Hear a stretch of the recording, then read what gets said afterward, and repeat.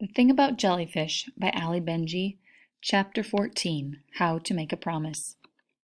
We are supposed to be learning about explorers. Instead, we're holding hairbrushes and dancing around your room. Now that we're in 4th grade, we have tests.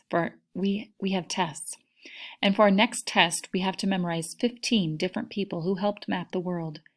You had trouble remembering them, so I started thinking of tricks that could help. I remembered that Magellan circumnavigated the world by thinking of him as Magello. His body just wiggled and jiggled all over the globe. We remembered Hernando de Soto, who was the first European to explore what is now the southern United States, as Hernando de Soda. It was so hot down south he needed a soda. We remembered Erik the Red, the Viking who founded the first European settlement in Greenland, as being colorblind. He wanted to name the landmass after himself, but he got confused and named it Green. To remember Captain James Cook, who sailed to Australia, we just needed to remember him as the cook in a restaurant that catered exclusively to koalas and kangaroos. We decided to take a break after that. Now we are jumping around and singing like rock stars on stage. We took turns dancing on the bed, then leaped off. I wave like a princess, my nose high in the air. You look like Aubrey, you tell me, and I make a face. Yesterday in the playground, Aubrey announced that she was the most popular girl in 4th grade.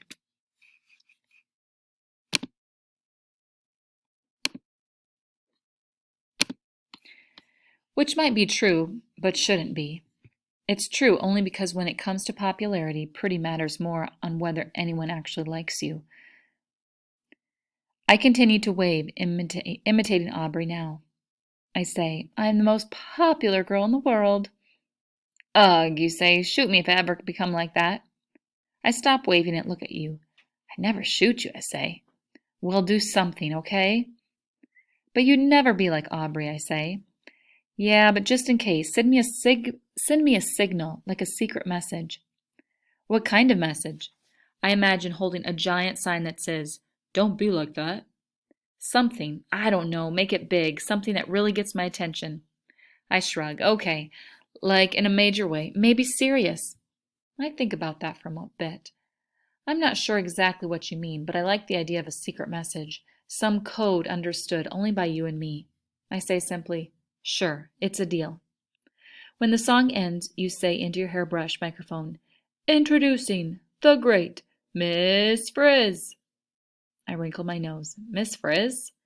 Yeah, you say, because your hair. You press play and on comes a song I love so much. One of my mother used to play for me. It's about waking up surrounded by 10 million fireflies, which is something I like to imagine. 10 million fireflies blinking on and off around my head, as if all the distant stars had come down to earth just to say hello. I love this song, I say. I know, you answer. I hop on the bed and belt the words toward the ceiling. I'd like to make myself believe that planet Earth turns slowly. Then you leap up on the bed next to me. I say, and let's welcome Strawberry Girl, ladies and gentlemen. Strawberry Girl? Yeah, because your hair's strawberry blonde. Ooh, I love it. Then you sing into that hairbrush. 'Cause everything is never as it seems. One of your arms is stretched out wide and your chin is tilted upward. Your eyes are almost entirely closed and your lips are pulled into a smile. You look so happy. I say to you then, my mom says when she sells that big house on Laura Lane, she'll take us out to the House of Gasho. The House of Gasho is a restaurant where chefs cook the food on the table right in front of you. Cool, you say. You are still swaying to the beat. There's a knock on the door, and before we can scramble off the bed, your mom pops her head in. Girls, your mom says, her voice is serious, but her face looks like she's trying not to smile.